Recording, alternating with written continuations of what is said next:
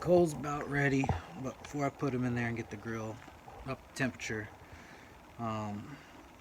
tell you, so it's about a little bit after 11 a.m. here in the morning. I'm here in England temporarily. My wife, my baby, stationed here. But I'm smoking on a little Weber kettle here.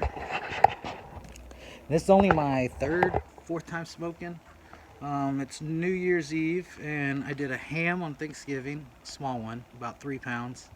Turned out really good. And then I did some pork chops, and then I smoked my third time smoking. I did some baby back ribs. And those took about 6 hours, and did those last week. Those turned out really good. So I didn't know you could smoke on a Weber kettle, but my dad sent me some videos, started watching some videos, and I thought, why not try it? So here I am, smoking on a Weber kettle.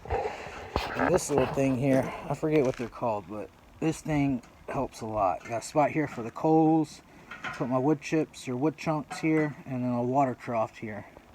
And so as soon as these are hot and ready, I'm going to throw these hot ones over here next to on top of these ones that aren't lit yet, and then we'll let the grill come up to temperature, and we'll throw the ribs on. Alright, so we got the grill on, we got smoke, and I got my temperature thing in here telling me what temperature the grill is in a couple different spots. And I'm going to wait till the grill steadies out and see what temperature it's at. And we're going to let that smoke die down. That's too much smoke, more than we want. And because that's going to make the meat taste a little dirty, too smoky. So once that smoke dies down and the grill temperature steadies out, then we're going to throw the ribs on there. Alright, these are our spare ribs that I seasoned last night. They've been sitting in the fridge for, I don't know, 18 hours, 20 hours, so pretty big. I don't know if they're going to fit in my rib rack, but if they don't, I'll just lay them on the grill. But the grill's pretty good, pretty steady. Walk outside here. Still a little more smoke than I'd like, but we're about 247, 248 over here near the vent, and a little bit closer towards the middle. I got another one about 254, so I want to do around 225 to 250. So that's not too bad. I started them a little later. It's almost noon here. It's probably take around 6 hours, so I would have started them earlier this morning, but I had to run to the store and get my wife a new car battery. So alright, let's get ready to put these on.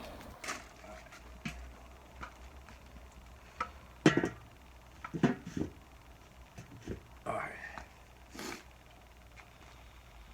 we're good.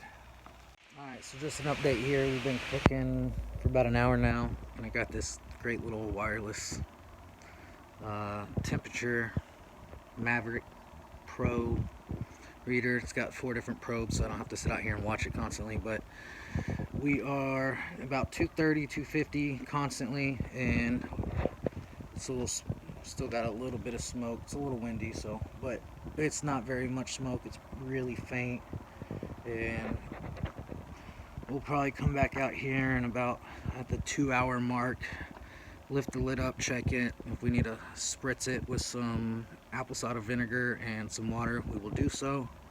If we need to move the ribs around a little bit, since they're on rib racks, we'll, but for now we'll let it keep going for at least another hour. Alright, see y'all later. It's been almost 2 hours here, and oh, my alarm's going off because the temperature dropped, but it's because I got the lid open. And I'm gonna, good color, especially on this front one. It's a little hotter, so I'm gonna spritz it with some apple cider vinegar and water, 50% mix. I'm just gonna do this and adjust them, spritz them. It's alright, however much you want. So keep it moist, let it go for maybe another, I don't know, 45 minutes or so, an hour, and then we're gonna wrap them in foil and put them back on here and let them cook for about another 3 hours. Alright, it's been over, what, 2.5 hours, almost 3 hours, so I'm gonna check them. Temperature's been pretty good. It's gotten up a little bit because I added a few more coals, so around 250, 260, and look at here. The handle just broke just a little bit ago when I tried pulling it off, so I'm gonna have to fix that when I'm done. So I'm gonna give them a check. Oh, that's good color. I'm gonna spray them down a little bit. Again, probably gonna wrap them here in the next 15, 20 minutes. This back one's looking real good. Oh yeah, these are looking good. So probably wrap them here in about, I don't know, 20 minutes. But yeah, that's real good color though. Nice deep red, dark color.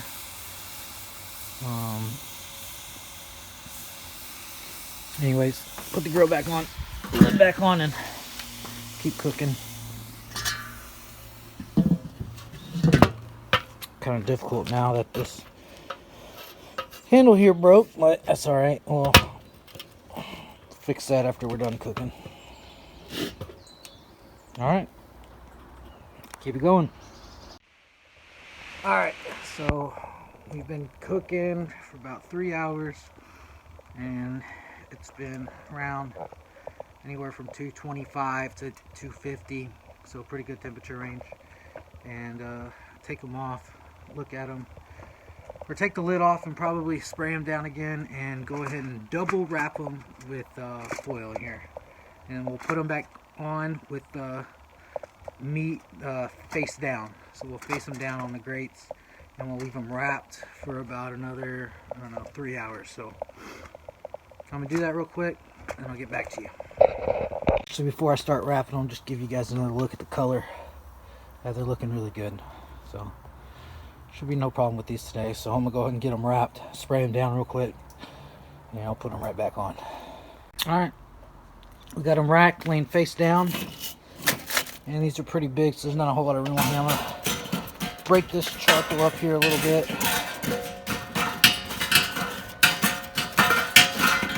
Spread it around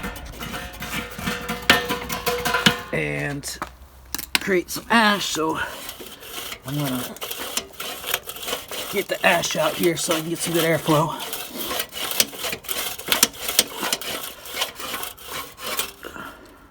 All right, close it about a quarter, and then it's pretty good. Actually, I lit some other ones here. Could let them charcoal over a little bit, but all right. And I'm actually going to dump a few of them in here. Won't dump a whole lot because I don't need it to get too hot. I'll leave these in here, and then we'll, oh, excuse me, and then we'll put the grill on, and then we'll check the temperature and come back in a couple hours here. Alright, just an update here, and as you can see, I got foil in the holes where my handle goes. Of course, first time shooting a video of here cooking, and I go to pull it off and it just came loose and came off. So whenever I'm done cooking this and all this cools off, probably tomorrow, I'll look for the nuts down in the bottom and put them back on. But anyways, temperature's not too bad, 250-ish. So came down a little bit earlier and I had to add a few more coals, but 4 hours in, probably got another, I don't know, 2 hours. So we'll check them in an hour and a half or so. All right. So we're a little bit hotter here, but that's all right. We got probably at least another hour left, but we're around 250 to 265. Got it in a couple different spots here, but that's all right. So probably in about 10 minutes, I'm gonna flip the racks. There's one facing towards the coals, another one on the far side of the grill. Last hour, I'm just gonna rotate them, just flip them, but leave them facing down, and I'll let that sit for about an hour, and then I'll take it off and let it cool for a little bit and cut into them.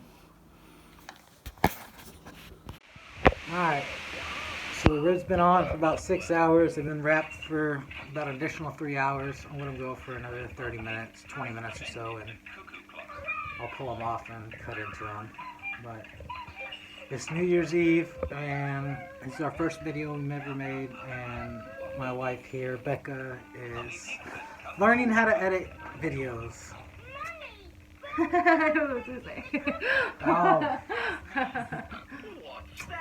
And so she's working on the computer right now. And here's the little one. Say hi, Wyatt. Say hi. Hey, buddy. Say hi. Daddy's about to go pull off some ribs. You want some ribs for dinner? You want some ribs for dinner? Say yeah. Yeah.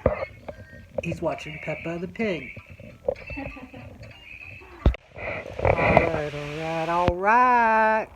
So, that's my Matthew McConaughey. Wasn't very good, but as you can see here, it's dark here in England, and it is 6:15 at night. It's been dark since at least 4 p.m. and the ribs have been wrapped for about, I don't know, 3 hours, 3.5 hours, around 2:30 to 2:50. So I'm gonna pull them off, see how tender they are, and let them cool down for, I don't know, about 20 minutes before I cut into them. So I'm gonna do that right now, and I'll get back to you guys.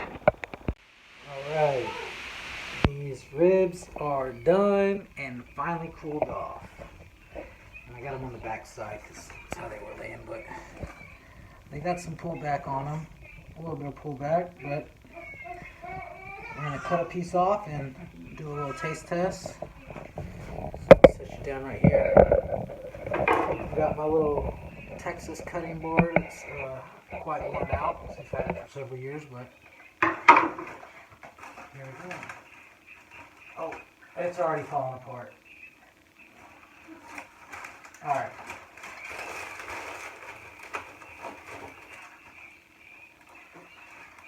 They're real tender. As you can see, they're already falling apart, so I'll cut right here.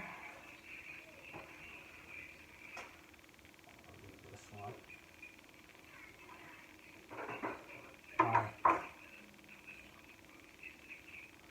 Alright, they're falling apart. I didn't use no wet rub on them. This is just dry. So let's get a little taste test.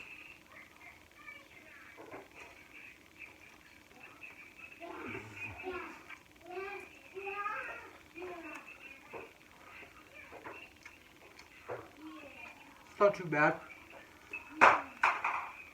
It's only my second time smoking ribs, but the tenderness is perfect. I'll get better. You could use a little more flavor. I can taste the smoke now. The smokiness is there. I think next time I'm going to use a wet rub to glaze on it towards the end, but as far as the tenderness, the smokiness, and the rub, it's pretty darn good. So for backyard barbecue, I got no complaints here. But look at that. I didn't pull that off. That just fell off. The tenderness is perfect. Alright. Thanks, guys.